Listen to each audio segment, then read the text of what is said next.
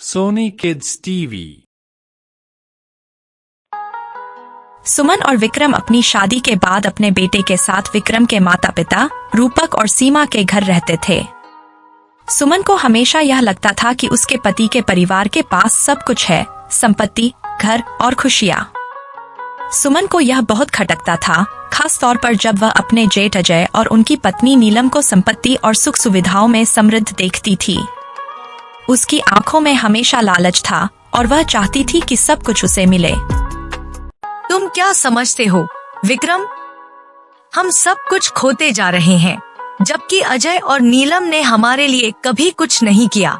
उनके पास सारी संपत्ति और सुख सुविधाएं हैं। सुमन, तुम फिर वही कह रही हो। तुम्हें समझना चाहिए कि संपत्ति का कोई मूल्य नहीं है। हमें अपनी मेहनत और ईमानदारी से खुश रहने की कोशिश करनी चाहिए। तुम हमेशा वही कहते हो। अगर मैं कहूँ तो क्या होगा विक्रम?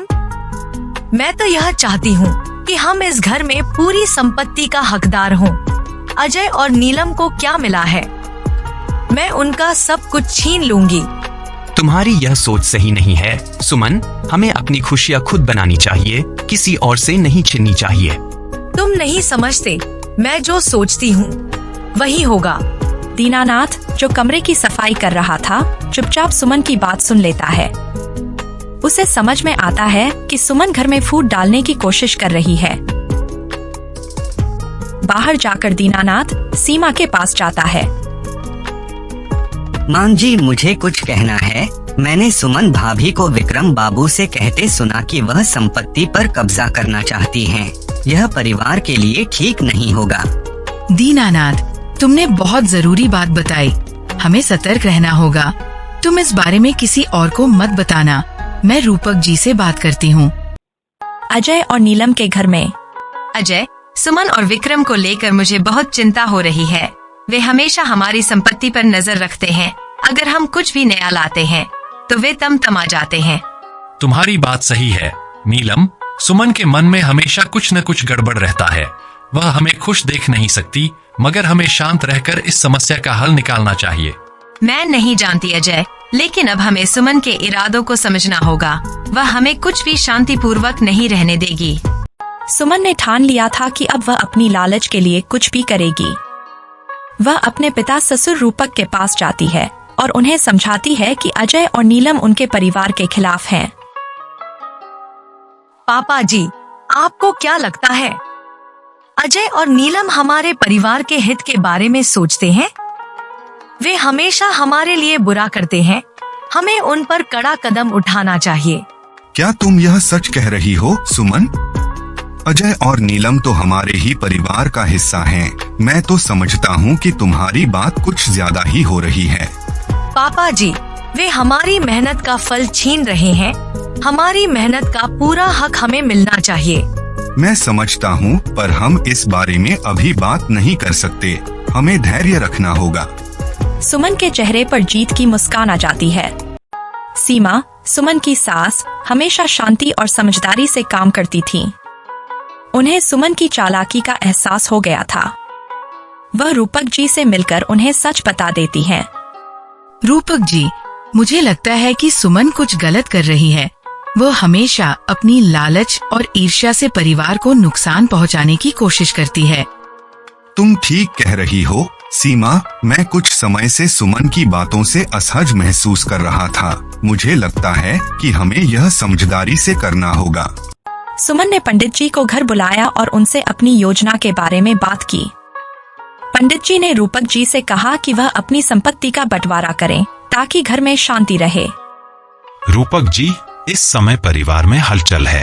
अगर आप संपत्ति का सही बंटवारा कर दें तो घर में शांति बनी रहेगी। पंडित जी, आप जो कह रहे हैं वह समझता हूँ, लेकिन हमें यह कदम सोच समझकर उठाना होगा। सुमन खुश होती है क्योंकि उसे लगता है कि रूपक जी संपत्ति का बंटवारा करने वाले हैं। दीनानाथ ने यह बातचीत भी सुन ली।